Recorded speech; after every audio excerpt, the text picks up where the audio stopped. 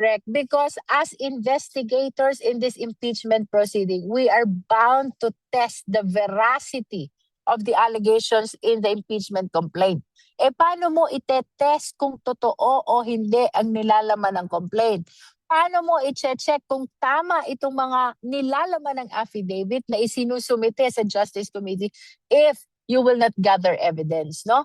And that gathering of evidence is acknowledged, recognized in the rules of impeachment. As a matter of fact, it is expressly pronounced under Section 7 of the rules of impeachment, which provides for the compulsory process of the Justice Committee by way of issuing subpoena duces tecum, that is for documents, and subpoena ad testificandum, that is to compel the attendance of witnesses. No? So, yes, it is allowed because we are investigators so long as it is germane to the allegations in the complaint.